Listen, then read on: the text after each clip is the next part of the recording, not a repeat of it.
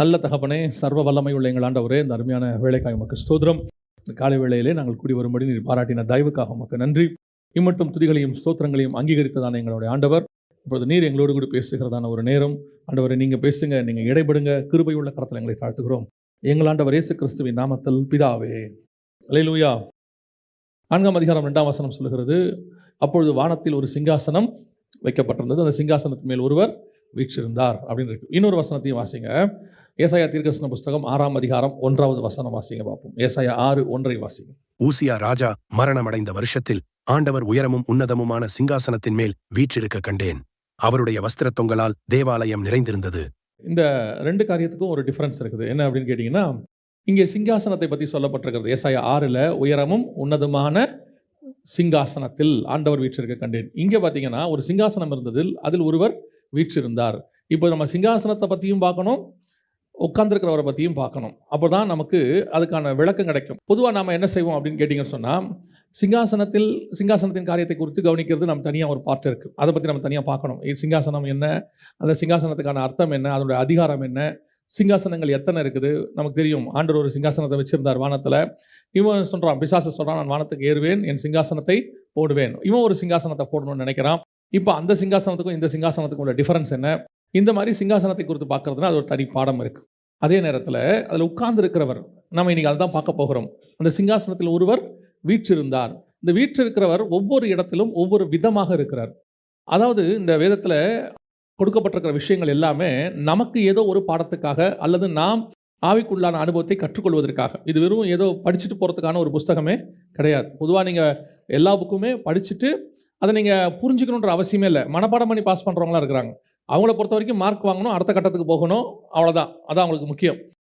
அந்த பாடம் அவங்களுக்கு வாழ்க்கையில் தேவைப்படுமா தேவைப்படாதான்னு கூட தெரியாது. அதனால் பல பாடங்கள் நமக்கு மனப்பாடம் பண்ணி கிராஸ் பண்ணி போயிட்டா போதும். பல புத்தகங்கள் அப்படி தான் இருக்குது. அது ஒரு வாழ்க்கைக்கு அந்த இடத்துக்கு மட்டும் தேவைப்படும். ஆனால் இந்த ஒரு புஸ்தகம் மட்டும்தான் இந்த வாழ்க்கையை இந்த புஸ்தகத்தின்படி அமைத்து கொண்டால் மட்டும்தான் ஏதோ ஒன்று எனக்கு கிடைக்கும். அதன் அடிப்படையில் இது எழுதப்பட்டிருக்கு. அப்போ இதில் கொடுக்கப்பட்டிருக்கிற ஒவ்வொரு விஷயத்துக்கு பின்னாடியும் ஏதோ ஒரு ஸ்பிரிச்சுவல் நமக்கு தேவையானது, பர்டிகுலராக நமக்கு தேவையானதான விஷயம் இருக்குது. அதை புரிஞ்சிக்காமல் விட்டுட்டோம்னா நம்ம அந்த பார்ட்டில் வீக் ஆகிடுவோம். நீங்கள் எழுதும்போது கூட பாருங்கள், முந்தியெல்லாம், இப்போ அது இருக்கான்னு தெரியாது, ஒரு கமா கூட முக்கியம்பாங்க. எழுதும்போது ஒரு செய்யுள்ள ஒரு கமா முக்கியம், ஒரு புல் ஸ்டாப் முக்கியம் எல்லாம் சொல்லுவாங்க. அதை விட இதில் சொல்லப்பட்டிருக்கிற ஒவ்வொரு விஷயமும் முக்கியம். ஆனால் அதை நம்ம ரொம்ப கேஷுவலாக படிச்சுட்டு போயிட்டே இருக்கிறோம். அதனால் என்ன ஆகுதுன்னா, அதுக்கு பின்னாடி இருக்கக்கூடியதான ஒரு மிக முக்கியமான சத்தியம் நமக்கு கிடைக்காமலே போய்விடுகிறது. பல நேரங்களிலே நான் அப்படி இழந்திருக்கிறேன். நிறைய சத்தியத்தை கேஷுவலாக படிச்சுட்டு போயிட்டு திருப்பி 2வது தடவை 3வது தடவை படிக்கும் போது தான் அதுக்கு பின்னாடி இருக்கிற எத்தனையோ காரியங்களை, பொக்கிஷங்களை கர்த்தர் சொல்கிறார். இப்போ ஒரு 3 வசனத்தை ஃபஸ்ட்டு வாசித்துருவோம். இந்த 3த்துக்கு உள்ள டிஃபரன்ஸை தான் நாம் இன்றைக்கி பார்க்க போகிறோம். முதல்ல வாசிங்க, வெளிப்படுத்தின விசேஷம் 22ஆம் அதிகாரம் 1வது வசனத்தை வாசிங்க. வெளிப்பாடு 22:1 வாசிங்க. பின்பு பளிங்கை போல் தெளிவான ஜீவ தண்ணீருள்ள சுத்தமான நதி தேவனும் ஆட்டுக்குட்டியானவரும் இருக்கிற சிங்காசனத்திலிருந்து புறப்பட்டு வருகிறதை எனக்கு காண்பித்தான். இது ஃபஸ்ட்டு. அதாவது பளிங்கும் சுத்தமான ஒரு நதி, தேவனும் ஆட்டுக்குட்டியா, ஒரு சிங்காசனத்துக்குள்ள இவ்வளோ காரியங்கள் இருக்குது. அடுத்து 4ஆம் அதிகாரம் வெளிப்படுத்தின விசேஷம் 3வது வசனம். வீற்றிருந்தவர் பார்வைக்கு வச்சிரக்கல்லுக்கும் பதுமராகத்துக்கும் ஒப்பாயிருந்தார். அந்த சிங்காசனத்தை சுற்றி ஒரு வானவில் இருந்தது. அது பார்வைக்கு மரகதம் போல தோன்றிற்று. இப்போ இதில் 2வது 3வது வசனத்தை வாசிக்கும் போது அதில் ஒருவர் வீற்றிருந்தார் அப்படிதானே இருக்குது. அவர் பார்வைக்கு பதுமராகத்துக்கும் வச்சிரக்கல்லுக்கும் ஒப்பாக இருந்தார் அப்படின்னு இருக்கு. இந்த நல்ல கவனிங்க, அங்கே 3 காரியங்கள் சொல்லப்படுது சிங்காசனத்தில். இங்கே ஒரே காரியம் சொல்லப்படுது சிங்காசனத்தில். ஒருவர் வீற்றிருந்தார், ஆனால் அவருடையதான அமைப்பு வேற இருக்குது. அங்கே பார்த்தீங்கன்னா பளிங்குக்கு ஒப்பாக ஒரு நதி புறப்பட்டு வந்தது. இன்னும் ஒரு வசனத்தை வாசித்துருங்க. சகரியா தீர்க்கதரிசன புஸ்தகம் 6ஆம் அதிகாரம் 13வது வசனத்தை வாசிங்க. சகரியா 6:13 வாசிங்க. அவரே கர்த்தருடைய ஆலயத்தை கட்டுவார். அவர் மகிமை பொருந்தினவராய் தம்முடைய சிங்காசனத்தின் மேல் வீற்றிருந்து ஆளுகை செய்வார். தம்முடைய சிங்காசனத்தின் மேல் ஆசாரியராயும் இருப்பார். இவ்விரண்டின் நடுவாக சமாதானத்தின் ஆலோசனை விளங்கும். அந்த சிங்காசனத்தின் மேல் ஆளுகை செய்வார், ஆசாரியராகவும் இருப்பார். இது ரெண்டுத்துக்கு நடுவிலே ஒரு சமாதானத்தின் காரியமும். அப்போ நல்லா கவனிங்க, இந்த சிங்காசனத்தில் உட்கார்ந்துருக்கிறவர் ஒவ்வொரு இடத்துல ஒவ்வொரு விதமாக இருக்கிறார். ஃபஸ்ட்டு நம்ம சிங்காசனம்னா என்னன்னு பார்த்தோம். அதாவது சிங்காசனத்திலேயே டிஃப்ரென்ஸ் இருக்குது. உயரமும் உன்னதமான சிங்காசனம் இருக்குது, இப்படி நிறையா இருக்குது. ஆனால் சிங்காசனத்துக்குள்ளே உட்கார்ந்துருக்கிறவர் அவருக்குள்ளேயே இவ்வளோ டிஃப்ரென்ஸ் இருக்குது. ஒரு இடத்துல வேற மாதிரி இருக்கிறாரு, பதுமராகத்துக்கும் வஜ்ரக்கல்லுக்கும் ஒப்பாக. ஒரு இடத்துல சுத்தமும் தெளிவுமான பளிங்குக்கு ஒப்பான ஒரு நதி புறப்பட்டு தேவனும் ஆட்டுக்குட்டியானவர், அங்கே ஒரு ஆட்டுக்குட்டியானவரை போல இருக்கிறார். இங்கே பார்த்தா ஆசாரியரும் ராஜாவுமாக இருக்கிறார். இந்த 3 நம்ம இந்த 3 காரியங்கள் தான் பார்க்க போகிறோம்.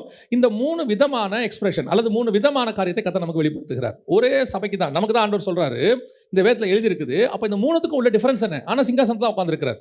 ஒவ்வொரு இடத்திலும் ஒவ்வொரு விதமாக நமக்கு தெரிகிறார். இப்போ நீங்கள் பார்த்தீங்கன்னு சொன்னால் பழைய ஏற்பாட்டில் யூதர்களுக்கு அவர் தூதனானவராக வெளிப்பட்டார். உங்கள் எல்லாருக்கும் தெரியும் இல்லையா? கர்த்தருடைய தூதனானவர், அவங்க தூதனானவராக இருக்கிறாங்க. அதே நேரத்தில் நமக்கு கர்த்தராகிய இயேசு கிறிஸ்துவாக வெளிப்பட்டு இருக்கிறார். அப்படிதானே இருக்கிறது. ஆனால் எடுத்துக்கிட்டிங்கன்னா பிதாவாகிய தேவன் ஒருத்தருக்கு நம்ம சொல்கிறோம் இல்லையா? அப்போ பிலிப்பு கேட்கும்போது இவர் சொல்கிறாரு, என்னை கண்டவன் பிதாவை கண்டான். பிதாவாகவும் இருக்கிறாரு, தூதனானவரும் இருக்கிறாரு. ஒவ்வொருத்தருக்கும் ஒவ்வொரு விதமாக அவர் தன்னை வெளிப்படுத்துகிறார். அப்போ இந்த வெளிப்படுத்தக்கூடியதான காரியம் என்ன, ஏன் அப்படி வெளிப்படுத்துகிறார், அதுதான் ரொம்ப இம்பார்ட்டன்ட். அந்த காரியம் தான் ரொம்ப முக்கியம். ஏன் நம்ம இந்த காரியத்தை பார்க்குறோங்கிறத நான் உங்களுக்கு கடைசியாக சொல்கிறேன். இப்போ முதலாவது நம்ம ஒரு வாசித்த சிங்காசனம், அதில் உட்கார்ந்திருந்தவர் எப்படி இருந்தார் வாசிங்க. 22ஆம் அதிகாரம் வெளிப்படுத்தின விசேஷம் 1வது வசனத்தை வாசிங்க. பின்பு பளிங்கை போல் தெளிவான ஜீவ தண்ணீருள்ள சுத்தமான நதி தேவனும் ஆட்டுக்குட்டியானவரும் இருக்கிற சிங்காசனத்திலிருந்து புறப்பட்டு வருகிறதை எனக்கு காண்பித்தான். நல்லா கவனிங்க. இந்த சிங்காசனத்தில் வீற்றிருக்கிறவங்க 3 பார்ட்டாக தெரியுறாங்க. ஆனால் வசனம் தெளிவாக சொல்லுது, தேவன் ஒருவரே, கர்த்தர் ஒருத்தர் தான். இன்றைக்கும் இந்த திருத்துவத்துக்கான பல விதமான உபதேசங்கள் போயிட்டே இருக்குது. அதில் ஒரு சில காரியங்களை ஒரு சிலர் ஏற்றுக்கொள்ளுகிறது இல்லை. அதில் ஒன்று என்னன்னு கேட்டால், தேவன் மூவராக தெரிகிறாருங்கிறத ஒத்துக்க மாட்டேங்கிறாங்க. அவர் ஒருத்தர் தாங்கன்றாங்க. நான் ஒருத்தர் தான்ங்கிறதுல நமக்கு எந்த விதமான மாற்று கருத்துமே இல்லை. ஆனால் 3 பரிமாணமாக இருக்குது, 3 டைமென்ஷன்ஸ் அப்படின்னு சொல்லுவாங்க. ஒரு கலரை எடுத்துக்கிட்டால் கூட 3 கலர் சேர்ந்தால் தான் ஒரு கலர் வருது இல்லையா? க்ரீன், ப்ளூ இதெல்லாம் சொல்லுவாங்க, எல்லோ இதெல்லாம் சேர்ந்தால் தான் ஒரு கலர் வருதும்பாங்க. அந்த மாதிரி 3 டைமென்ஷன் அப்படிம்பாங்க. இந்த 3 டைமென்ஷனாக அவர் வெளிப்படுகிறார். அப்படி இருக்கும் பொழுது ஒரு சிலர் சொல்கிறாங்க, இல்லை நீங்கள் இயேசுன்னு சொல்லணும், பிதான்னு சொல்லக்கூடாது, அவரை ஆவியானவர் தனியாக கிடையாது. இங்கே அவர் எப்படி இருக்கிறாருன்னா ஒவ்வொரு விதமாக, இப்போது ஒரு உதாரணத்துக்கு எவ்வளோ உதாரணம் சொல்லியாச்சு. இப்போவும் சொல்கிறோம், கர்த்தர் ஒருத்தர் தான், மாற்றுக்கிறதே கிடையாது. விசுவாசம் ஒன்று தான், ஞானசானம் ஒன்று தான், கர்த்தர் ஒருத்தர் தான், மாற்றுக்கிறதே இல்லை. ஆனால் அந்த தேவன் அவங்களுக்கு தூதனானவராக தெரிஞ்சார், நமக்கு கர்த்தராக இயேசு கிறிஸ்துவாக தெரிகிறாரு, பிதாவாகிய தேவனாக அவர் தெரிகிறாரு. பல இடங்களில் அவர் போகிற விதமாக காண்பிக்கப்படுகிறார். அதை புரிஞ்சுக்கிற ஒரு அனுபவம் வேணும். அது ஒவ்வொன்றதுக்கு பின்னாடி ஒரு சத்தியம் இருக்குது. ஏன் அப்படி காட்டுறாருங்கிறதுக்கு ஏன் அவங்களுக்கு தூதனானவராக காட்டினார்னா அதுக்கு ஒரு காரணம் இருக்குது. நம்மகிட்ட ஏன் கர்த்தராக இயேசு கிறிஸ்து தேவனாக கர்த்தராக வெளிப்படுறாருன்னா அதுக்கும் ஒரு காரணம் இருக்குது. இது எல்லாம் சேர்ந்து தான் இப்போ அந்த இடத்துல இருக்குது. 22ஆம் அதிகாரம் 1ஆம் வசனம் இருக்கு இல்லையா? இது முடிவு. நியாய தீர்ப்புக்கு பிறகு நித்தியத்துக்குள்ள போகுது உலகம். நியாய தீர்ப்பெல்லாம் முடிஞ்சு இப்போ எங்கே போகுது? நித்தியத்துக்குள்ள போகுது. நித்தியத்துக்குள்ள போகும்பொழுது சிங்காசனத்தை பார்க்கும்பொழுது அவர் எப்படி எக்ஸ்பிரஸ் ஆகிறாரு? புதிய எருசலேம் என்பது மணவாட்டி சபை. நம்ம எல்லாருக்கும் தெரியும். வெளிப்படுத்தல் 21:2 சொல்லும்பொழுது, நீ வா, ஆட்டுக்குட்டி அவனுடைய மனைவியாகிய மணவாட்டியை நான் உனக்கு காண்பிக்கிறேன் என்று சொல்லி அந்த புதிய எருசலேம் பற்றி 21ஆம் அதிகாரம் இருக்கு. அந்த புதிய எருசலேமுக்குள்ள பாய்கிற நதியை குறித்து தான் அங்கே சொல்லப்படுகிறது. அப்போ அந்த புதிய எருசலேமுக்குள்ள இருக்கிற சிங்காசனத்தை குறித்து தான் சொல்லப்படுகிறது. அந்த சிங்காசனத்தில் மணவாட்டி சபைக்கு தேவன் தன்னை எப்படி வெளிப்படுத்துகிறார் என்றால் 3 காரியங்கள் அங்கே காண்பிக்கப்படுகிறது. ஒன்று சுத்தமும். அந்த வசனம் வாசிங்க. 22:1 பளிங்கு போல் தெளிவான ஜீவ தண்ணீருள்ள சுத்தமான நதி. இது யாரை குறிக்கிறது? பரிசுத்த ஆவியானவரை குறிக்கிறது. ஏசாயா தீர்க்கதரிசன புஸ்தகம் 44ஆம் அதிகாரம் 3வது வசனம். தாகமுள்ளவன் மேல் தண்ணீரையும் வறண்ட நிலத்தின் மேல் ஆறுகளையும் ஊற்றுவேன். உன் சந்ததியின் மேல் என் ஆவியையும் உன் சந்தானத்தின் மேல் என் ஆசீர்வாதத்தையும் ஊற்றுவேன்.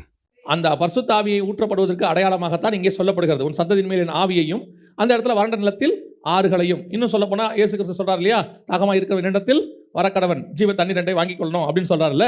அப்போ இந்த தண்ணீர் நதி என்பது யாரை குறிக்கிறதுனா பரிசுத்த ஆவியானவரை குறிக்கிறது. சுத்தமும் தெளிந்த, நம்ம ஆண்டவர் சொல்றாருல, தெளிந்த புத்தியுள்ள ஆவியை நமக்கு அவர் தந்திருக்கிறார் அப்படின்ற. அப்போ ஒரு சிங்காசனத்தில் இருக்கும் பொழுது அந்த சிங்காசனத்தில் இருந்து முதலாவதாக பரிசுத்த ஆவியினுடைய நதி புறப்பட்டு வரணும். இதுக்கு பின்னாடி நிறைய விஷயம் இருக்கு. உதாரணமா எடுத்துக்கிட்டீங்கன்னா, ஆதியாகமத்தில் ஒரு நதி புறப்பட்டு 4 ஆறுகளாக ஓடியதுன்னு இருக்கு இல்லையா? அந்த ஒரு நதி தான் இங்கே இருக்கு. அதனுடைய விளக்கம் இங்கே இருக்கு. அது பூமியில ஓடின நதி, இது நித்தியத்தில் ஓடுகிற நதி, பரிசுத்த ஆவியானவர். அந்த பரிசுத்த ஆவியானவர் சிங்காசனத்திலிருந்து புறப்படுகிறார். சிங்காசனம் என்பது ஆளுகையை குறிக்கிறது. இப்போ உங்களை என்னைய கர்த்தர் என்ன சொல்றாரு வாசிங்க. வெளிப்படுத்தின விசேஷம் 3ஆம் அதிகாரம் 21வது வசனத்தை வாசிங்க. நான் ஜெயங்கொண்டு என் பிதாவினுடைய சிங்காசனத்திலே அவரோடே கூட உட்கார்ந்தது போல ஜெயங்கொள்ளுகிறவனவனோ அவனும் என்னுடைய சிங்காசனத்தில் என்னோட கூட உட்காரும்படிக்கு அருள் செய்வேன். அப்போ நாமும் எதுக்காக இந்த பாடத்தை பார்க்குறோன்னா, அவர் எப்படி சிங்காசனத்தில் உட்கார்ந்து இருக்கிறாரோ அப்படியே நம்மையும் அவரோடு கூட உட்கார வைக்க போகிறார். அப்படிதான் சொல்ற வசனம் அப்படிதான் இருக்கு. அப்போ நான் கற்றுக்கொள்கிற ஒவ்வொரு விஷயத்துக்கு பின்னாடியும் எனக்கு ஒரு பெனிஃபிட்டை கற்று வச்சிருக்கிறார். எனக்கு சொல்லிக் கொடுக்கறதுக்கு பின்னாடி எனக்கு ஒரு ஆசீர்வாதத்தை வச்சிருக்கிறார். ஞாயிற்றுக்கிழமை காலையில் செய்தி கேட்கணுன்றதுக்காக இங்கே இல்லை. நோனிங்க, நம்ம செய்தி கேட்கறது ஞாயிற்றுக்கிழமை காலைல ரொட்டீனாக செய்தி கேட்க வந்தேன், அது ஒரு 3/4 மணி நேரம் 1 மணி நேரம் செய்தி கேட்கறதுக்காக நான் வந்தேங்கிறதுக்காக இல்லை. அப்படி ஒரு சர்வீஸ் ஆர்டரே நமக்கு கிடையாது. ஒவ்வொன்றுத்துக்கு பின்னாடியும் தேவன் ஒரு திட்டத்தை வச்சிருக்கிறார். நான் ஏன் ஒவ்வொரு முறையும் சபைக்குள்ள செய்தி கேட்கறேன்னா, அந்த செய்தி என்னை மாற்றணும். அந்த செய்தி எனக்குள்ள ஏதோ ஒரு காரியத்தை செய்யணும், ஏதோ ஒரு காரியத்தை பெற்றுக்கொள்வதற்கு எனக்கு வழிவகை செய்யணும். ஒரு சாதாரணமான ஒரு விஷயம், ஒரு பையனை ஸ்கூலுக்கு அனுப்புறீங்கன்னா அவன் எதையோ கற்றுக்கொண்டு வர வேண்டும் என்று விரும்புறீங்க. ஒரு டியூஷனுக்கு அனுப்புனா இருக்கிறத விட நல்ல மார்க் எடுக்கணும்னு நீங்க நினைக்கிறீங்க. ஒரு ஹாஸ்பிட்டலுக்கு போனா சுகமாயிட்டு வரணும்னு நினைக்கிறீங்க இல்லையா? ஒரு வண்டியை மெக்கானிக் ஷாப்ல விட்டா ரிப்பேர் ஆகி சரியாகி வரணும்னு நினைக்கிறீங்க.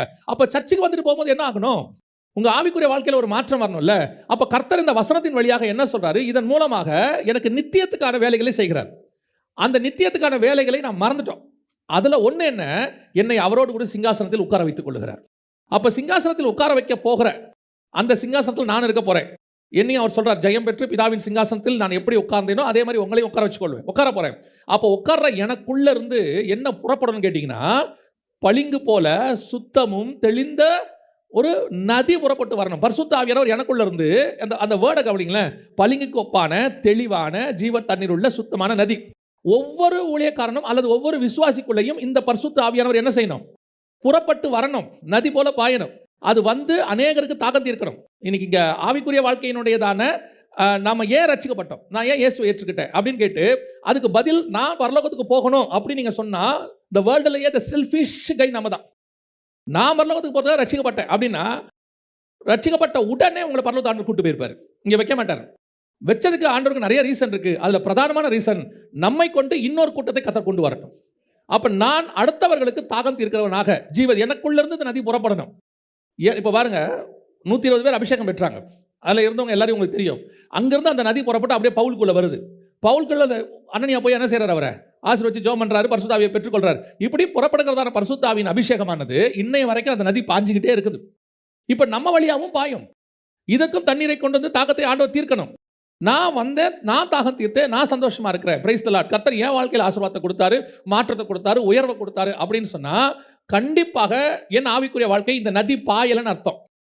நல்லா கவனிச்சிங்கன்னா, நதி பாஞ்சா பல ஊர்களுக்கு போய்கிட்டே இருக்கும். அடுத்தடுத்து அந்தந்த ஊருக்காரங்களுக்கு அது பிரயோஜனமாக இருக்கும். ஏதோ ஒரு இடத்துல நீங்கள் வண்டி அந்த தண்ணியை பிடிச்சி உங்களுடைய கேனில் வச்சுட்டீங்க, வீட்டில் வச்சுட்டிங்கன்னா அது உங்களுக்கு மட்டும் யூஸ் ஆக போகுதுன்னு அர்த்தம். வேற யாருக்கும் யூஸ் ஆகாதுன்னு அர்த்தம். அப்போ உங்களுக்குள்ள இருந்து இந்த நதி என்ன செய்யணும்? புறப்பட்டு போகணும். அநேகரை தாகம் தீர்க்கிற சுத்தமான நதி. அதான் ரொம்ப இம்பார்ட்டன்ட். எனக்குள்ள நதி பாயுது, சுத்தமாக பாயுதாங்கிறது தான் கேள்வி. பைபிளை நீங்கள் வாசிக்கும் போது ரொம்ப ஆச்சரியமான ஒரு விஷயம் இருந்துச்சு.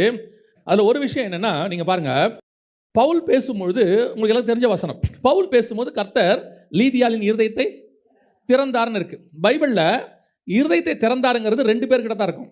இருதயத்தை திறந்தாருங்கிறது 2 பேரை பற்றி தான் இருக்கும். ஒன்று இயேசு கிறிஸ்துவை குறித்து. அவர்களை அழைத்து கொண்டு போய் அவர் பேசும்போது வேத வாக்கியங்களை அறிந்து கொள்ளும்படி கர்த்தர் அவர்கள் இருதயங்களை திறந்தார். இன்னொன்று பவுல் பேசும்போது லீதியாளின் இருதயத்தை கர்த்தர் திறந்தார். ஆனால் பேதுரு பேசும்போது இருதயம் குத்தப்பட்டது. அது வேற.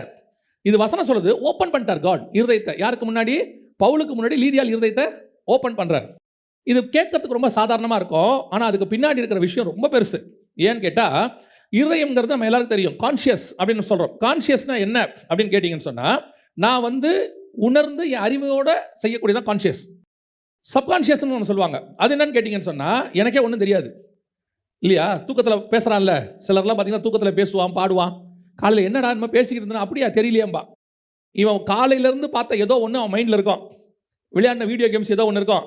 நைட்டில் தூக்கத்தில் சுட்டுக்கிட்டு இருப்பான். டே அவனை சுடுறா, டே அந்த பக்கம் ஒருத்தன் வரான் பாடுறா அப்படின்பா. காலையில் எழுந்திரிச்சு என்னடா நைட்டில் யாரையும் சுட்டுக்கிட்டு இருந்தியாமே அப்படின்னா, அப்படியா எனக்கு தெரியலையேம்பா. இப்போ இவன் வந்து உண்மையிலே நைட்டில் சுடலை. ஆனால் இவன் பார்த்த விஷயம் இவனுடைய சப்கான்ஷியஸில் இருக்குது. அது இவனை அறியாமலே இவனுக்குள்ளது என்ன செய்யுது? வெளியே வருது. இதுக்கு பேர் சப்கான்ஷியஸ் மைண்டும்பாங்க. இந்த வேலையை சப்கான்ஷியஸ் மைண்டுக்குள்ளது எப்படி வந்துச்சு? அவன் விளையாடிக்கிட்டு இருந்தான். இதை அவன் இருதயத்துக்குள்ளே ஏற்று ஸ்டோர் பண்ண அவன் நினைக்கவே இல்லை. அவன் அந்த வேலையை செஞ்சான். அது தானாகவே என்ன ஆயிடுச்சு? அவனுக்குள்ளே வந்து ஸ்டோர் ஆயிடுச்சு. அதே மாதிரி தான் நீங்கள் சினிமா பார்க்கும்போது காரியங்களை பார்க்கும்போது பார்த்தீங்கன்னா, சினிமா தேட்டர் நல்லா மூடிடுவாங்க. இருட்டா மூடி உள்ள உட்கார வச்சுருவாங்க. ஏன்னு கேட்டால், வேறு எந்த பக்கமும் நீங்கள் கான்சன்ட்ரேட் பண்ணாதபடி அப்படியே முந்தியெல்லாம் நாங்கள் டிவி வாங்கின புதுசில் பிளாக் அண்ட் ஒயிட் டிவி வந்த காலத்தில் பார்த்தீங்கன்னா, இந்த வீட்டில் வந்து சினிமா எஃபெக்ட் கொண்ட ஃபீல் எங்களுக்கு. ஏன் அந்த எஃபெக்டை கொண்டாந்தாங்கன்னு கேட்டிங்கன்னா, பார்க்கும்போது எந்த கான்சன்ட்ரேஷனும் வெளியே போகவே கூடாது. முழுக்க நம்மளுடைய மைண்ட் எங்கே இருக்கணும்? அந்த ஸ்க்ரீனில் இருக்கணும். இப்போ கூட ஷாப்பிங் மால்லாம் போங்க, எந்த இடத்துலையும் பாருங்கள் ஜன்னலே இருக்காது. ஒரு ஷாப்பிங் மாலில் கூட நீங்கள் பாருங்கள் விண்டோன்னு ஒன்று இருக்காது. நீங்கள் உள்ளே போகிறீங்களா, எல்லா பக்கமும் ஷெல்ஃப் தான் இருக்கும். ஷெல்ஃபாக அடுக்கி வச்சுருப்பாங்க. அந்த ஷெல்ஃபில் பொருளெல்லாம் இருக்கும். எந்த பக்கம் திரும்பினாலும் பொருள் இருக்கும். ஒரு ஷாப்பிங் மாலில் கூட நீங்கள் விண்டோ பார்க்க முடியாது. காரணம் என்னென்னா, உங்களுடைய மொத்த கான்சன்ட்ரேஷனை எங்கே கொண்டு வரான்? கடைக்குள்ளே கொண்டு வராங்க. உங்கள் மைண்ட் டைவர்ட் ஆகக்கூடாதுன்னு சொல்லி இப்போது உங்களை அறியாமலேயே விஷயங்கள் உங்களுக்குள்ளே போகும். அதுக்கு பேர் தான் சப்கான்ஷியஸ் மைண்ட். இது உள்ள இருதயத்துக்குள்ளே பிசாசு என்ன செய்வானா, சினிமா பார்க்கும்போது அதுக்கு தான் சொல்கிறோம், சினிமா பார்க்காதீங்க, அதை பார்க்காதீங்கன்னு சிலர் கேட்குறாங்க. பார்த்தா என்ன தப்பு அப்படிலாம் கேட்பாங்கல்ல. அவங்கள அறியாமலேயே அந்த சினிமாக்குள்ளே இருக்கிற பாவமோ, கோவமோ, மூர்க்கமோ, இச்சையோ ஏதோ ஒன்று உங்கள் மைண்டில் போயிட்டே இருக்கும். அது வந்து நீங்கள் நினச்சிப்பீங்க நம்ம அதெல்லாம் பார்க்கல, சும்மா என்டர்டைன்மெண்ட் பார்க்குறோன்னு. அது உள்ளே போயிடும். அதுக்கு பேர் தான் இருதயத்தை திறத்தல். உங்கள் இருதயத்தை திறந்து ஆட்டோமேட்டிக்காக பிசாசு என்ன செய்கிறான்? உள்ளே போடுறான். ஆனால் கர்த்தர் அந்த வேலையை செய்ய மாட்டார். ஏன் செய்ய மாட்டார்னா, நம்ம கான்ஷியஸ் மைண்டில் அவர் அக்செப்ட் பண்ண அவர் விரும்புகிறார். நம்மளை மயக்கம் கொடுத்து நம்மளை அவர் ஏற்றுக்க வைக்கணும் அவர் விரும்பவே இல்லை. தெரியாமையே நடந்துருச்சுங்க, அந்த வேலைக்கு அவர் விரும்பலை. அதனால தான் வசனம் சொல்லும், இருதயத்தில் விசுவாசித்து வாயில அறிக்கை பண்ணா தான் ரட்சிப்பு. ரட்சிப்பு நான் தெரியாமல் ரட்சிக்கப்பட்டேங்க, எனக்கு ஒன்று தெரியவே திடீர்னு ரட்சிக்கப்பட்டேன் அப்படின்னு ஒன்று இருக்கவே இருக்காது. நீ வாயில அறிக்கை பண்ணி இருதயத்தில் விசுவாசித்து ஏற்றுக்கொள்ளணும். அதாவது கான்ஷியஸ் மைண்டில் இருக்கணும்னு அர்த்தம். அப்போ சப்கான்ஷியஸ் மைண்ட்னா இருதயத்தை திறத்தல். இந்த வேலையை ஆண்டவர் செய்யவே மாட்டார். ஆனால் 2 பேரை மட்டும் நம்பி செய்கிறார். ஏன் அந்த சப்கான்ஷியஸ் மைண்டில் திறக்கிறாருன்னா, இப்போ சினிமாவை நீங்கள் பார்க்கும்போது நல்ல கருத்தும் இருக்குது.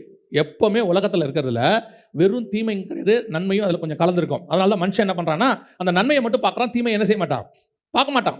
ஆனால் ரெண்டும் அவனுக்குள்ளே போகும், அவன் அறியாமலே ரெண்டும் உள்ளே போகும்.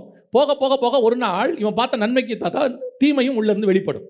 அதனால தான் ஆண்டவர் என்ன செய்கிறாரு, நம்முடைய சப்கான்ஷியஸ் மைண்டை யாரை நம்பியும் திறக்கிறதில்ல. இப்போ நான் பேசுகிறேன்னு வச்சுக்கோங்களேன், உங்களுடைய சப்கான்ஷியஸ் மைண்டை திறக்க மாட்டார். கான்ஷியஸ் மைண்டில் தான் இருக்கும். நீங்கள் உட்காந்து கேட்டுக்கிட்டே இருப்பீங்க. கேட்டுக்கிட்டே இருந்துட்டு எது தேவையோ அதை எடுத்துக்கிறீங்க, எது தேவையில்லையோ அதை உங்கள் வியூவில் உங்களுக்கு இது தேவைன்னு போது எடுத்துப்பீங்க, தேவையில்லையா விட்டுருவீங்க. ஆனால் ஒருத்தனை நம்பி கர்த்தர் இருதயத்தை திறக்கிறார். யாருன்னு கேட்டிங்கன்னா பவுலை நம்பி. ஏன் அப்படி திறக்கிறார்னா, அவங்கிட்டேருந்து வர்றது அத்தனையுமே சுத்தமும் பளிங்கு கொப்பான காரியம் தான் அவனுக்குள்ளே இருந்து பாயும். அவனுக்குள்ள தெளிவான காரியங்கள் சுத்தமானதான் வரும். அவனுக்குள்ள இருந்து அசுத்தமான எதுவும் இல்லை, 100% இல்லை. இல்லாததுனால தான் இவனை நம்பி லீதியால் இருதயத்தை கர்த்தர் திறக்கிறார். சில நேரத்தில் பிரசங்கியார் சொல்கிறாங்கல்ல, என்னமோ பேசுகிறாங்க ஆனாலும் அவங்க இருதயம் என்ன செய்ய மாட்டேங்குது, ஏற்றுக்க மாட்டேங்குது. அதுக்கு ஒரு காரணம், அதுதான் காரணம் கிடையாது. ஒரு காரணம் என்னன்னா, பிரசங்கியார் அந்த அளவுக்கு இன்னும் என்ன ஆகலை, ஆயத்தமாகலை. கர்த்தர் அந்த பிரசங்கியாரை நம்பி ஜனங்களுடைய இருதயத்தை அவர் திறக்கலை. அப்படி நம்பி திறக்கணும்னா இவனுக்குள்ள இருந்து பாயிற ஜீவ தண்ணி இருக்குல்ல, அது சுத்தமும் பளிங்கு கொப்பான தெளிந்ததா இருக்கணும். அதுல ஒரு டஸ்ட் இருக்கக்கூடாது. அவனுடைய இச்சையோ அவனுடைய காரியமோ அவனுடைய பாவமோ எதுவும் இவனுக்குள்ள இருந்து அவனுக்குள்ள போயிடக்கூடாது. இவனுக்குள்ள இருக்குன்னா கர்த்தர் அங்க திறக்க மாட்டாரு. இவனை பேச வைப்பாரு, ஊழியத்தை செய்வாங்க, எல்லாம் செய்வோம். ஆனால் அவங்க இருதயத்துக்குள்ள அது போகாது. அவங்க கேட்டுட்டு சில இருதயம் அதை அக்செப்ட் பண்ணும், சில இருதயம் என்ன செய்யாது, அக்செப்ட் பண்ணாது. 100% அக்செப்ட் பண்ணணும்னா எனக்குள்ள இருந்து அந்த சுத்தமான தண்ணி பாயணும். அது சுத்தமும் தெளிவான தண்ணியா இருந்துச்சு, பரிசுத்த ஆவியானவர் எனக்குள்ள இருந்து அப்படி பேச ஆரம்பிச்சிட்டாருன்னா என்னை நம்பி எதிரில் இருக்க இருதயத்தை கர்த்தர் திறப்பார். ஒன்று இயேசு கிறிஸ்துவை நம்பி திறந்தாரு, உங்களுக்கு தெரியும். இயேசு கிறிஸ்து பிதா என்ன கொடுத்தாரோ அதை மட்டும் பேசுவார். 2 பவுலை நம்பி கர்த்தர் திறந்தார். எனக்கு தெரிஞ்சு இங்க மாடர்ன் ஏஜில் எனக்கு தெரிஞ்சு ஒருத்தரை நம்பி கர்த்தர் எதிரில் உட்கார்ந்து இருதயத்தை திறந்தார் அப்படின்னு கேட்டிங்கன்னா, எனக்கு தெரிஞ்சதை நான் சொல்றேன். பில்லி கிரஹாம்னு ஒருத்தர் இருந்தார் அமெரிக்காவில். அவர்கிட்ட அற்புதம் இருக்காது, அடையாளம் இருக்காது, எதுவுமே கிடையாது. ஜஸ்ட் காஸ்பல், பெரும் சுவிசேஷம். ஆனால் லட்சக்கணக்கில் ஜனங்கள் ரட்சிக்கப்படுவார்கள், அழுது ஒப்பு கொடுப்பாங்க. காரணம் என்னன்னா, பில்லி கிரஹாம் தன்னுடைய குடும்பத்தை பற்றியோ தன் தேவைகளை பற்றியோ ஊழியத்தின் தேவைகளை பற்றியோ அந்த நேரத்தில் அவருக்கு இருக்கிற கோபத்தையோ எதையுமே அவர் மெசேஜில் அவர் வெளிப்படுத்த மாட்டார், எதையுமே வெளிப்படுத்த மாட்டார். அங்கே கர்த்தர் என்ன கொடுக்குறாரோ அதை மட்டும் பேசுவார். அதான் பவுல் பேசினது, அதான் இயேசு கிறிஸ்து பேசினது. இதுதான் சிங்காசனத்திலிருந்து சுத்தமும் தெளிவான பளிங்கான நதி புறப்பட்டு ஓடுது. அப்போ அது ஓடினா என்ன ஆகுமா, அந்த 2 கரைகளும் ஜீவ விருட்சம் முளைக்கும்னு இருக்கு. அப்படிதான் இருக்கு அந்த வசனத்தில் கீழே. அந்த 2 கரைகளும் என்ன இருக்குது, ஜீவ விருட்சம். அப்போ உங்கள் ஊழியத்திலையா இருக்கட்டும், உங்கள் ஆவிக்குரிய வாழ்க்கையில இருக்கட்டும், உங்களுக்குள்ளிருந்து புறப்படுகிறது சுத்தமும் தெளிவுமான பளிங்கு கொப்பான ஜீவ தண்ணீர். புறப்பட்டா அந்த தாகத்தை ஆண்டவர் அநேகருக்கு தீர்க்கும்படி மாற்றுவார். அப்போ எனக்குள்ள இருந்து அப்படி இருக்கா, இன்னும் எனக்குள் களங்கம் இருக்கு, இன்னும் எனக்குள் டஸ்ட் இருக்கு, இன்னும் எனக்குள் சுத்தமான காரியங்கள் இல்லை, அசுத்தம் இருக்கு. அப்படி இருக்க இருக்க இருக்க எனக்குள்ள இருந்து பாயிற தண்ணி அதில் தேவையானதை ஃபில்டர் பண்ணி அங்கே போகமே ஒழிய 100% எனக்குள்ள இருந்து சுத்தமான தண்ணி பாயாது. அப்போ கர்த்தர் என்ன எக்ஸ்பெக்ட் பண்றாரு, நம்ம எத்தனை பேர்கிட்டையும் இன்னும் சுத்தமாக இன்னும் சுத்தமாக உனக்குள்ள இருந்து பாயிற தண்ணி. மணவாட்டியை பற்றி பைபிள் சொல்லுது, அவள் போட்டிருக்கிற வஸ்திரம் எப்படி இருந்துச்சா, வெளிப்படுத்தின விசேஷம் 19ஆம் அதிகாரம் 8ஆம் வசனம். சுத்தமும் பிரகாசமுமான மெல்லிய வஸ்திரம் தரித்து கொள்ளும்படி. மணவாட்டியோடைய வஸ்திரம் எப்படி இருக்குதான், சுத்தமும் பிரகாசமான, த பியூரஸ்ட் ஒன் லினன் அப்படின்னு இருக்கும். அதில் சுத்தமும் பிரகாசமான. அப்போ காட் எக்ஸ்பெக்ட் பண்ணுறது என்னன்னா, அதில் பார்த்தீங்கன்னா மெல்லிய வஸ்திரம், அதுதான் சொல்கிறேன். பளிங்கோப்பான தெளிவான தண்ணினா என்ன சொல்கிறோம், மேலேருந்து பார்த்தா கீழே எல்லாமே தெரியும், உள்ளே இருக்கிறது எல்லாம் தெரியும், அதான் தெளிவான அப்படின்றோம். மெல்லிய வஸ்திரம்னா என்ன, உள்ளே போட்டிருக்கிறதெல்லாம் தெரியும். அதோடைய அர்த்தம் என்னங்க, இவ்வளோ மெல்லிசா போட்டுக்கிறீங்க எல்லாமே தெரியுது அப்படின்றாங்கல்ல, அதோட அர்த்தம் என்னன்னா அவ்வளவு சுத்தமான காரியங்கள்னு அர்த்தம், பளிங்கு கொப்பான. அப்போ காட் எக்ஸ்பெக்ட் பண்ணுறது எனக்குள்ளிருந்து பாயிற பரிசுத்த ஆவியானவர், எனக்குள்ளிருந்து போகிறதான வார்த்தைகள், எனக்குள்ளிருந்து போகிறதான சுபாவங்கள், கர்த்தருடைய காரியங்கள் எல்லாம் எப்படி இருக்கணுமா, 100%. அதுக்கு தான் நம்ம முயற்சி செய்யணும். நமக்குள்ள காரியங்கள் இருக்கு. இப்போ சொல்கிறேன், we are not perfect one. அந்த இடத்துக்கு போகணும்னு கர்த்தர், ஏன்னா நான் ஜெயம் கொண்டு அவரோடு கூட சிங்காசனத்தில் உட்காரணும்னா எனக்குள்ள இருந்து சுத்தமான தண்ணி பாஞ்சா மட்டும்தான் அவர் மாதிரி நான் உட்கார முடியும். ஏன்னா அவர் சொல்றாரு, நான் எப்படி பிதாவோடு கூட உட்கார்ந்தேனோ உன்னையும் உட்கார வைத்துக் கொள்வேன். எப்படி? ஜெயம் கொள்ளுகிறவன் எவனோ.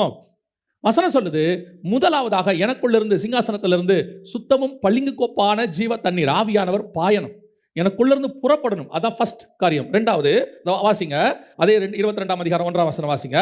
தேவனும் ஆட்டுக்குட்டியானவரும் இருக்கிற சிங்காசனத்திலிருந்து, ரெண்டாவது சிங்காசனத்தில் யார் உட்கார்ந்திருக்கிறா? ஆட்டுக்குட்டியானவர் உட்கார்ந்திருக்கிறார். இயேசு கிறிஸ்துவுக்கு பல விதமான வெளிப்பாடு இருக்கு. யூதராஜ சிங்கம் நம்ம சொல்றோம் இல்லையா? யூதராஜ சிங்கம்னு சொல்றோம். ஒரு இடத்துல ஆட்டுக்குட்டி, உலகத்தின் பாவத்தை சுமந்து இருக்கிற ஆட்டுக்குட்டின்னு சொல்றோம், ராஜான்னு சொல்றோம். எத்தனையோ இருக்கு. ஆனா இந்த இடத்துல கர்த்தர் சொல்லக்கூடிய காரியம் என்னன்னா, ஆட்டுக்குட்டி உட்கார்ந்து இருக்குதுன்னு சொல்றார். அப்படிதானே இருக்குது? தேவனும் ஆட்டுக்குட்டியானவரும் இருக்கிற சிங்காசனம். ரெண்டாவது ஆட்டுக்குட்டியாக வெளிப்படுகிறார். ஆட்டுக்குட்டி என்பது என்ன? ஆட்டுக்குட்டி என்பதனுடைய அர்த்தம் என்ன அப்படின்னா, எங்க நீங்க எடுத்தாலும் சரி பைபிள் ஆட்டுக்குட்டிக்கு கர்த்தர் கொடுக்கிறது சாக்ரிஃபைஸ், பலி. முதல்ல எங்க வராரு பாருங்க, வாசிங்க. யாத்ராகமத்தின் புஸ்தகம் 13ஆம் அதிகாரம் 13வது வசனத்தை வாசிங்க. யாத்ராகமம் 13:13 வாசிங்க. கழுதையின் தலையீற்றெல்லாம் ஒரு ஆட்டுக்குட்டியால் மீட்டுக்கொள்வாயாக, மீட்காவிட்டால். நல்ல கவனிங்க, இப்பதான் அவர் வந்து ஃபர்ஸ்ட் பிரமாணம்னு ஆரம்பிக்கிறார். நியாய பிரமாணத்தை இஸ்ரவேல் ஜனங்கள் சொல்லிக் கொடுக்கறதுக்கு இப்பதான் ஆரம்பிக்கிறார். 12ஆம் அதிகாரத்தில் பஸ்கா அவங்க புறப்பட்டு போறது இருக்கு. 13ஆம் அதிகாரத்தில் என்ன ஃபாலோ பண்ணணும் அப்படின்னு ஆரம்பிக்கும் போதே ஃபர்ஸ்டே அவர் சொல்றாரு, கழுதையின் தலையீற்றை எல்லாம் ஒரு ஆட்டுக்குட்டியால் மீட்டுக்கொள்வாயாக அப்படின்னு இருக்கு. இந்த காரியத்தை எதோடு கூட அவர் கம்பேர் பண்றாருன்னு பாருங்க. அதான் ரொம்ப முக்கியம். அந்த கம்பேரிசனை நீங்க படிங்க தொடர்ந்து. அதுக்கப்புறம் உள்ள ஒரு இன்சிடென்ட் உங்களுக்கு சொல்றேன், ஈஸியா புரியும். அந்த வசனம் தொடர்ந்து படிங்க. கழுதையின் தலையீற்றெல்லாம் ஒரு ஆட்டுக்குட்டியால் மீட்டுக்கொள்வாயாக, மீட்காவிட்டால் முறித்து போடு. உன் பிள்ளைகளில் முதற் பேரான, இந்த இடத்தை எதுக்கு கம்பேர் பண்றாரு? உன் பிள்ளைகளுடைய முதல் பேர், ஃபர்ஸ்ட் பார்ன், அதை மீட்டுக்கொள்வதற்கு ஒரு பலி அப்படின்னு சொல்றாரு. அதை எதோட கம்பேர் பண்றாரு? கழுதையின் தலையீற்றை எல்லாம் ஒரு ஆட்டுக்குட்டியால். இந்த ஃபர்ஸ்ட் பார்ன் முதல் பேர், உன் பிள்ளையில் முதல் பேர், கழுதை, ஆட்டுக்குட்டி, மூணு எங்க கம்பேர் ஆகும் தெரியுமா? எந்த இடத்துல தெரியுமா? இயேசு கிறிஸ்து கழுதையின் மேல வருவார்ல, வர்றாரு தானே. அவர் என்ன சொல்றாரு? கட்டப்பட்டிருக்கிற கழுதையை போய் என்ன செய்ய? அவிழ்த்து கொண்டு வா அப்படிம்பாரு. அவிழ்த்து கொண்டு வந்த உடனே இவர் அது மேலே ஏறி உட்காந்துருவார். அது கழுதை, இவர் ஆட்டுக்குட்டி. புரியுதா? அந்த கழுதையின் தலையீற்றை மீட்கிறதுக்கான இவர் ஆட்டுக்குட்டி. அதே நேரத்தில் இவர் யாரு? முதற் பேரானவர். இந்த மூணு காரியமும் எங்க லிங்க் ஆகும்? இந்த வசனம் எங்க லிங்க் ஆகும்னு கேட்டீங்கன்னா, இயேசு கிறிஸ்துக்குள்ள வந்து லிங்க் ஆகும். அப்போ இந்த ஆட்டுக்குட்டி என்பது எதற்கான அடையாளம்? சாக்ரிஃபைஸ், அதாவது தியாகம், பலி, அதுக்கான அடையாளம். இயேசுவை பார்த்து சொல்லும்போது யோவான் எழுதின சுவிசேஷம் 1ஆம் அதிகாரம் 36வது வசனத்தை வாசி. இயேசு நடந்து போகிறதை அவன் கண்டு, அப்போ இயேசு கிறிஸ்து பிறந்து ஞானஸ்நானம் எடுத்துட்டு போகும்போதே அவர் பேர் என்னது?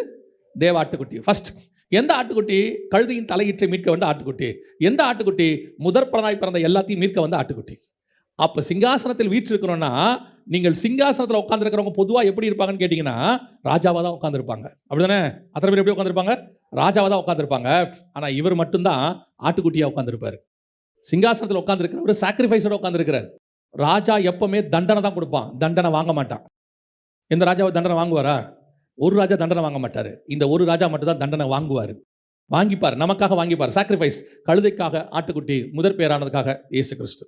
அப்போ நீங்களும் நானும் அவரோடு கூட ஜெயம் பெற்று சிங்காசனத்தில் உட்காரணும்னா உங்களை நீங்க சாக்ரிஃபைஸ் ஆக்கணும். அதான் பைபிள் சொல்லுது, நம்மை நாமே ஜீவாதார பலியாக ஒப்பு கொடுப்பதே புத்தி உள்ள ஆராதனை. இன்னைக்கு சிங்காசனத்தில் ஆளுகை செய்யறதுக்கு தான் ஆசை இருக்குது. ரூல் பண்ணணும், ஆளுகை செய்யணும், அதிகாரம் கையில வந்துருச்சுன்னா எதையாவது செஞ்சு பார்த்துடணும் அப்படின்றாங்க. ஆனால் வசனம் சொல்லுது, அதில் உட்கார்க்கும் போது சாக்ரிஃபைஸ் வரணும். 13ஆம் அதிகாரம் யோவான் எழுதின சுவிசேஷம் 3வது வசனம் வாசி. நல்லா கவனிங்க. இயேசுவை பற்றி சொல்லுது, தம்முடைய கையில் பிதா எல்லாவற்றையும் ஒப்பு கொடுத்தார் என்பதை, தான் தேவனிடத்திலிருந்து வந்ததையும் தான் தேவனிடத்துக்கு போகிறதையும். இப்போ இயேசுகிட்ட என்ன இருக்குது? சகல அதிகாரமும் இருக்கு. சகல அதிகாரமும் அவர் கையில் இருக்கு. பிதா தன் கரத்தில் எல்லாவற்றையும் ஒப்பு கொடுத்தார் என்பதை அறிந்து, இப்போ பிதா எல்லாத்தையும் கொடுத்தார் இயேசுகிட்ட. ஒரு வசனம் சொல்லுது, பிதா, அதே யோவான்ல தான் இருக்கு, பிதா தாமே நியாய தீர்ப்பு செய்கிற அதிகாரத்தை அவர் வச்சுக்காம யார்கிட்ட கொடுத்துட்டாரா? இயேசு கிறிஸ்து கிட்ட கொடுத்துட்டாரா, குமாரன்கிட்ட கொடுத்துட்டாரா. நியாய தீர்ப்பு செய்கிற அதிகாரம் யார்கிட்ட தான் இருக்குது? குமாரன் கையில் இருக்கு. பிதா இப்போ என்ன பண்ணிட்டாரு? எல்லாவற்றையும் ஒப்பு கொடுத்தார் என்பதை அறிந்து இயேசு தாமே, அடுத்த வசனம், போஜனத்தை விட்டெழுந்து வஸ்திரங்களை கழற்றி வைத்து ஒரு சீலையை எடுத்து அறையிலே கட்டிக்கொண்டு. அதிகாரம் கையில் வந்தோன்னு என்ன பண்ணணும்? அதிகாரம் கையில் வந்த உடனே சீலையை கட்டிக்கிட்டு காலை கழுவணும். உலகத்தான் சொல்றான், பதவி வரும்போது பணிவு வர வேண்டும் தோழா. பதவி வரும்போது அதிகாரம் வரக்கூடாது, பதவி வரும்போது பணிவு வரணும். நான் சொல்கிறது எல்லாத்துக்கும் பொருந்தும். யோசித்து பாருங்க, எனக்கு ரொம்ப ஆச்சரியப்பட்ட ஒரு விஷயம். லேயாளுக்கு ஒரு கூடாரம் இருக்குது, ராகேலுக்கு ஒரு கூடாரம் இருக்குது, ஆபிரகாமுக்கு ஒரு கூடாரம் இருக்குது, ஆகாருக்கு ஒரு கூடாரம் இருக்குது. கூடாரமே இல்லாத ஒரே ஆள் யாருன்னு கேட்டிங்கன்னா ரெபேக்கா தான். வசனம் சொல்லுது, சாராளின் கூடாரத்தில் கொண்டு போய் யாரை வச்சானமா? இன்னைக்கு மாமியார் ரூம்குள்ளையாவது நீங்கள் இருப்பீங்களா? ஒரு வீட்டுக்குள்ளே இருக்க மாட்டேங்கிறோம். ஒரு சின்ன அதிகாரம் தான் வருது, அதுவே நம்மளால் முடியல பாருங்க. வசனம் சொல்லுது, அவ்வளோ பெரிய சிங்காசனத்துக்குள் ஆட்டுக்குட்டியை போல உட்கார்ந்திருக்கிறாராம். எப்படி? பலியாகிற ஆட்டுக்குட்டி. நான் உங்களுக்கு சொல்லுகிறேன், கர்த்தர் உங்களுக்கு எவ்வளவு உயரம் கொண்டு போகிறாரோ, வசனம் சொல்லுது, அவர் எவ்வளவுக்கு எவ்வளவு உயர்த்தப்பட்டாரோ அவ்வளவுக்கு அவ்வளவு தன்னை தாழ்த்தினார். உங்களுக்குள்ள அந்த தாழ்மை வந்துட்டே இருக்கணும். எவ்வளோக்கு எவ்வளோ, நான் உங்களுக்கு சொல்றேனே, ஆப்போசிட்டாக நடக்கும். நீங்கள் எவ்வளோக்கு எவ்வளோ தாழ்த்துறீங்களோ கர்த்தர் அவ்வளோக்கு அவ்வளோ உங்களை உயர்த்துவார். நீங்கள் உங்களை உயர்த்தல வரும்போது உங்கள் கண்ணில் ஒரு பெருமை வரும், உங்கள் நடையில் ஒரு பெருமை வரும். வந்துச்சு தொலைஞ்சிங்கன்னு அர்த்தம். வந்துச்சு அதாவது அது உங்களை அறியாமலேயே காட்டி கொடுத்துரும். சில ஆட்கள்லாம் பாருங்க, அவன் இருதயத்துக்குள்ளேயே அந்த பணிவு தானாக இருக்கும். அது வந்து என்ன செய்யும்னு கேட்டிங்கன்னா, டிஃபால்ட் அவனுக்குள்ளே இருக்கும். இப்போ தாவீதை எடுத்துக்கோங்களேன். ஒரு பெரிய பிரச்சனை வந்துருச்சு, அவர் தான் தப்பு பண்ணிட்டார், தாவீது தான் பண்ணிட்டார், பெரிய பிரச்சனை வந்துருச்சு. போய் சொல்லும் போது ஆண்டவர் கேட்பாரு, நான் தானே தப்பு பண்ணேன், இந்த ஆடுகள் என்ன பண்ணுச்சு? அவன் மைண்டில் நான் எவ்வளோ உயர்த்தப்பட்டாலும் நான் ஒரு மெய்ப்பன் என்கிறது அவன் மைண்டில் இருந்துகிட்டே இருக்கு. புழுதியிலிருந்து என்னை உயர்த்தினார், என்னை கொண்டு வந்து கர்த்தர் மேலே உட்கார வச்சிருக்கிறாரு. அந்த தாட் இருந்துகிட்டே இருக்கணும். சிங்காசனத்தில் நீ ராஜான்னு நினச்ச, கர்த்தர் சொல்வார், நான் கட்டிய மகா பாபிலோன்.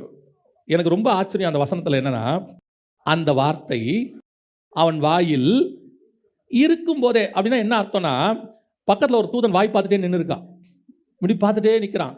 நான் கட்டிய மகாபாபி அட்ரா அடிச்சிட்டான் பட்டுன்னு. அப்போனா எவ்வளோ ஷார்ப்பாக அவனை பார்த்துருக்கான் பாருங்க. அவனை அந்த வார்த்தை அவன் வாயில் இருக்கும்போதே, அப்படின்னா என்ன அர்த்தம்னா, வாயை பார்த்துக்கிட்டே நின்று இருக்கான். சொன்னவனா பட்டீர்னு அடிச்சான், ஒரே அடி. 7 வருஷம் கதை முடிஞ்சிச்சு. இன்னைக்கு கர்த்தர் எக்ஸ்பெக்ட் பண்ணது என்ன? சாக்ரிஃபைஸ், பலி. இந்த கிறிஸ்தவம் என்பது பூமியில் வாழ்வதற்காக வந்த இடம் அல்ல, வாழ்வதில் சாவதற்கான இடம். ஒருத்தன் வந்து கேட்குறான், நித்திய ஜீவனை பெற என்ன செய்யணும்? சிலுவை தூக்கி பின்னாடி வா. சிலுவை எடுத்துகிட்டு வரேன். எங்கே போகிறீங்க? கல்வாரிக்கு போகிறேன். அங்கே போய் என்ன செய்வீங்க? சாவ போகிறேன்.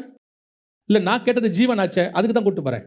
ஏங்க, ஜீவனுக்கு கூப்பிட்டா சாவ கூப்பிட்றீங்க? நீ இங்கே செத்தா தாண்டா அங்கே ஜீவன் கிடைக்கும், இங்கே தாழ்த்தினதான் அங்கே உயர்வு கிடைக்கும், இங்கே வெறுமையானா தான் அங்கே நிறைவாய் நிற்கும்.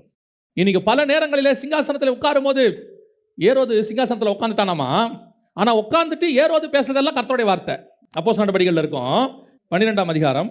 குறித்த நாளிலே ஏரோது ராஜவஸ்திரம் தரித்து கொண்டு சிங்காசனத்தின் மேல் உட்கார்ந்து அவர்களுக்கு பிரசங்கம் பண்ணினான். மனுஷ சத்தம் அல்ல, ஆர்ப்பரித்தார்கள். செலுத்தாதபடியினால் உடனே கர்த்தருடைய தூதன் அவனை அடித்தான். நீ உட்கார்ந்துருக்கிறது சிங்காசனம், போட்டிருக்கிறது ராஜவஸ்திரம், அது கர்த்தர் கொடுத்தது. அங்கே உட்கார்ந்து பேசுறியே, அது கர்த்தருடைய வார்த்தை. பேசும்போது கர்த்தருடைய வார்த்தையை பேசுகிறேன். நான் உட்கார வச்சதுக்கு, இந்த சிங்காசனம் ராஜாக்களை தள்ளி ராஜாக்களை உருவாக்குறது கர்த்தர். கர்த்தர் என்ன சிங்காசனத்தில் உட்கார வச்சிருக்கிறாரு. ராஜ வஸ்திரம் கர்த்தர் கொடுத்துருக்கிறாரு. சில நேரத்தில் நமக்கு பழக்கம் இல்லாத வஸ்திரத்தை கர்த்தர் கொடுத்துருவாரு. ஏன்னா அது கர்த்தர் நம்ம மேலே வச்ச கனம் கொடுத்துருவாரு. சிங்காசனத்து மேலே உட்காந்துருக்கிறேன், ராஜ வஸ்திரம் தரிச்சிருக்கிறேன், கர்த்தருடைய வார்த்தையை பேசுகிறேன். ஆனால் கனம் மட்டும் கர்த்தருக்கு மட்டும்தான் போகணும், எனக்குள்ள வந்துடவே கூடாது. கர்த்தர் எனக்கு சிங்காசனத்தை கொடுப்பாரு, வஸ்திரம் கொடுப்பாரு, எல்லாம் கொடுப்பாரு. ஆனால் மகிமையை ஒரு நாள் விட்டு கொடுக்கவே மாட்டார். கர்த்தர் தன்னுடைய மகிமையை அவருக்கு தான் வச்சுப்பார். உட்காந்துக்கிட்டு நான் என்னது, நம்ம டேலண்ட்டு, நான் பாடினதுனால, நான் பிரசங்கம் பண்ணதுனால. வெள்ளிக்கு குகையும் பொண்ணுக்கு புடமும் மனுஷனுக்கு புகழ்ச்சியுமே சோதனை. அதை தடுக்க முடியல. ஏன்னா அவங்க வந்து சொல்றது அவங்களோட இயல்பு, அவங்க அன்பில் சொல்றாங்க. ஆனால் நம்மளை அதுலேருந்து பாதுகாத்து கொள்ளணும். ஏன் தெரியுமா? நான் யார் என்பது எனக்கு நல்லா தெரியும். இங்கே நிற்க வச்சது யாரு, பேச வைக்கிறது யாரு, இது இந்த வசனத்திலிருந்து இருக்கக்கூடிய வெளிப்பாடுகளை கொடுக்கறது யாருன்றது எனக்கு நல்லாவே தெரியும். இதில் ஏரோதுக்கு ஒன்றும் இல்லை. நான் சிங்காசனத்தில் உட்கார வேண்டிய ஆட்டுக்குட்டி என்பது மட்டும் மனசில் இருக்கணும். என்ன உட்கார வச்சாச்சு, ஆனால் நான் யார் தான்? ஆட்டுக்குட்டி தான், மற்ற கருத்து கிடையாது. இயேசு கிறிஸ்து பிதா தன் கையில் எல்லாவற்றையும் ஒப்பு கொடுத்தார் என்பதை அறிந்து கால்களை கழுவத் தொடங்கினார். எவ்வளவுக்கு எவ்வளவு அவர் தாழ்த்தினாரோ அவ்வளவுக்கு அவ்வளவு அவர் உயர்த்தப்பட்டார். உங்கள் உயர்வுக்கான வழி அதுதான். கொஞ்சம் கூட உங்கள் மைண்டில் எதையுமே ஏற்றாதீங்க. கர்த்தர் உயர்வு கொடுக்கும்போது சொல்கிறேன், எதையுமே ஏற்றாதீங்க, தாட்டுக்குள்ளே வரவே வராதிங்க. ஏன் தெரியுமா?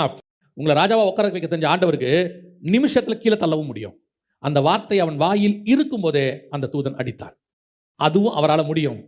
ஏரோதை உடனே தேவதூதன் அடித்தான், அதுவும் அவரால் முடியும். அதனால தான் சொல்கிறேன், எவ்வளோ வேணால் வரட்டும். சிங்காசனத்தில் உட்காரும் போது ரெண்டாவது நமக்குள்ளே இருக்க வேண்டிய குணாதிசயம் சாக்ரிஃபைஸ். நான் பலியாக வந்தேன், நான் ஒன்றுமே கிடையாது. அவ்வளோ பெரிய பவுல் சொல்கிறாரு, நான் ஒன்றுமில்லை, நான் எல்லாருக்கும் எல்லாமானேன், எல்லாருக்கும் அடிமையானேன். அவ்வளோதான், இவ்வளோதான். இதுதான் ஒரு ஆவிக்குரிய வாழ்க்கையினுடையதான எக்ஸ்ட்ரீம், ஒரு ஊழியனுடைய வாழ்க்கையினுடைய எக்ஸ்ட்ரீம். நாம் எப்பவுமே சரி, எவ்வளவு சொன்னாலும் சரி, கர்த்தர் என்னை அடிமையாய் வைத்திருக்கிறார். ஒரு நாள் நான் இந்த ஓட்டத்தை ஓடி முடிப்பேன், என்னுடைய உயர்வு அங்கே வரும், இங்கே அல்ல. நான் இங்கே சிங்காசனத்தில் எப்படி தான் உட்காந்துருக்கணும், ஆட்டுக்குட்டியை போல உட்காந்துருக்கணும். சில நேரத்தில் பார்த்தீங்கன்னா இந்த டெபுட்டி அப்படின்னு ஒன்று இருக்கும். டெபுட்டினா உதவி, டெபுட்டி கமிஷனர், அப்புறம் டெபுட்டி மினிஸ்டர், அப்புறம் இந்த மாதிரி சொல்லுவாங்கல்ல. இந்த டெபுட்டின்னு ஏன் வைக்கிறாங்க, எதுக்காக வைக்கிறாங்க அப்படின்னு கேட்டிங்கன்னா, அந்த சீனியர் ஆஃபீஸர் இருக்கார்ல, அவர் வேறு வேலையாக போனாலோ அல்லது நோய்வாய்ப்பட்டாலோ ஏதோ ஒன்று, அந்த நேரத்தில் நீங்கள் என்ன செய்யணும், பார்க்கறதுக்கு தான் டெபுட்டி. ஸோ அது டெம்பரவரி. திருப்பி அவர் வந்தார்னா டெபுட்டி என்ன செஞ்சிருவார், போயிடுவார். இயேசு கிறிஸ்து வருகிற வரைக்கும் தான் சிங்காசனம் நமக்கு. அவர் வந்துட்டார்னா, அவர் வர வரைக்கும் நான் டெபுட்டி. நான் என்ன நினச்சக்கூடாது, ஆண்டவருக்கு பதிலாக நான் தான் இருக்கிறேன். சிலர்லாம் ஆண்டவருக்கு பதிலாகவே மாறிடுறாங்க. இவங்க தான் காடுங்கிற ரேஞ்சுக்கு போயிடுறாங்க. வாயிலே வார்த்தை இருக்கும்போதே ரொம்ப கேர்ஃபுல்லாக இருந்து கொள்ளுங்க. சிங்காசனத்தில் 2வது இருக்க வேண்டிய சுபாவம் என்ன, ஆட்டுக்குட்டியின் சுபாவம்.